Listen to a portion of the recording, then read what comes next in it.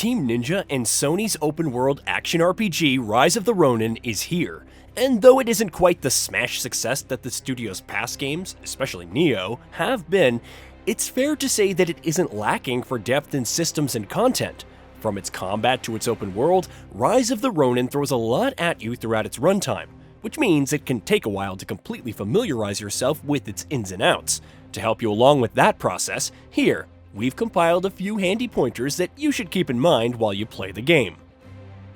Combat styles. Rise of the Ronin's combat boasts impressive variety in a number of different ways, and having different combat styles contributes on that front significantly.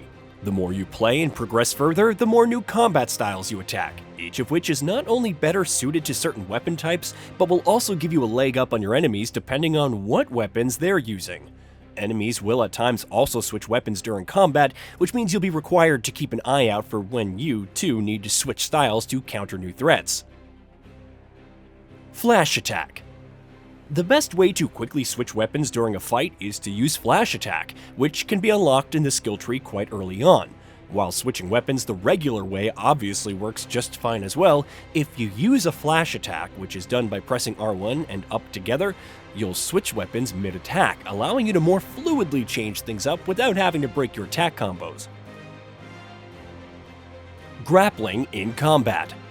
The grappling hook is going to be one of your most used tools in Rise of the Ronin, and though the bulk of its utility will be seen during traversal, it will be a handy tool during fights as well. Using the grappling hook, you can pull enemies straight to you, which not only allows you to close distances quickly, but also gives you a brief window to unleash attacks while an enemy recovers from having been grappled. Master the parry. Rise of the Ronin takes cues from a number of different games that we've seen in recent years. From Sekiro Shadows Die Twice, it borrows the parry system, known as Counterspark here, which tasks players with timing parries of incoming attacks to break an enemy's guard and stagger them, leaving them open to high damage dealing attacks. Pay attention to enemies and learn their attack patterns because using Counterspark to your advantage is pivotal to success in Rise of the Ronin. Blade Flash. A smaller, yet still pretty useful combat mechanic. It's one that's definitely worth keeping an eye on. Each hit you land on an enemy increases your blood gauge, which essentially means your weapons get increasingly covered in blood. Pressing R1 right after an attack, however, sees you flicking your weapon to clean the blood off of it, which in turn will replenish a decent chunk of your ki meter, which, in a nutshell, is Rise of the Ronin's version of stamina. Detector. Though Rise of the Ronin is very much a combat-focused game, unsurprisingly for a Team Ninja joint, it does also put added emphasis on stealth, and the Detector is going to be one of your most useful tools on this front. Acquired pretty early on through Igashichi's questline, the Detector can be used at any point to highlight enemies' locations in your vicinity. A pretty basic tool, yeah, but one that you should try and get your hands on as soon as possible, given how useful it can be. Bonds. Befriending people and building deeper bonds with them is a surprisingly significant part of the experience in Rise of the Ronin, and it's definitely something that you should be keeping an eye on at all times. Throughout your time with the game, you'll meet and forge bonds with different characters, and the more you help and spend time with them, the deeper your bond with them will grow. Deepening bonds with characters can lead to pretty useful and varied mechanical rewards, like Igashichi's aforementioned Detector, so make sure you're cultivating friendships with as many people as possible. Area and faction bonds. It's not just people that you'll be building deeper bonds with in Rise of the Ronin, you'll also be deepening your bonds with different areas of the open world, as well as factions that form the backbone of the story. Doing the former will unlock new side activities and quests, while the latter will bring its own rewards, like vendors aligned with that faction selling items at a discount. Like personal bonds, area and faction bonds are also well worth keeping an eye on. Public Order. As you explore the open world of Rise of the Ronin, you'll frequently come across areas that have been taken over by enemies, following which the game will task you with restoring these areas by defeating all the enemies there. Restoring public order in these activities is definitely recommended. Doing so will increase your bond with that region of the open world, while you will, of course, also unlock a new Veiled Edge banner that you can fast travel to at any time. Karma.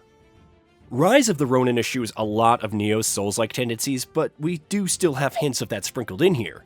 Take Karma, for instance, which is an additional progression currency on top of regular skill points and XP that can be lost upon death, and can also be recovered by killing that foe that killed you. The more enemies you defeat, the more Karma you gain, and if you touch a Veiled Edge banner when your Karma meter is full, you unlock new skill points as well as rare skill points that let you unlock special, exclusive abilities and skills tied to stats like Dexterity, Charm, and Intellect.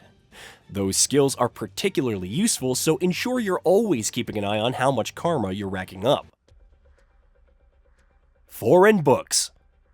Igashichi's Bond questline is one of the first ones you unlock in the game, and it's also among the most useful. As part of his questline, he'll ask you to seek out and retrieve foreign books for him that he intends to then use to improve and power up his inventions. The more of these you find and hand over, the more things you're able to get Igashichi to unlock and make, which means keeping an eye out for foreign books is always recommended. Landmarks. Rise of the Ronin's open world doesn't always do justice to its period's historical setting, but those looking to engage in some virtual tourism can still do that to some extent. For instance, scattered throughout the map are different landmarks. Finding each of them will help you increase your bond level with that area that you're in, while also rewarding you with XP. Cats. Finding and petting cats is something else you're going to be doing plenty of in Rise of the Ronin's open world, and though it's not quite as useful as some of the other activities we've discussed here, it still can be pretty darn useful. The cats you find help you get your hands on more silver coins, which in turn can be used at vendors to purchase special items. Hey, did you know that we at GamingBolt upload new videos every day? Stick around, drop a like, subscribe, and hit that bell, and let us know what kind of content you'd like to see in the future with a comment below.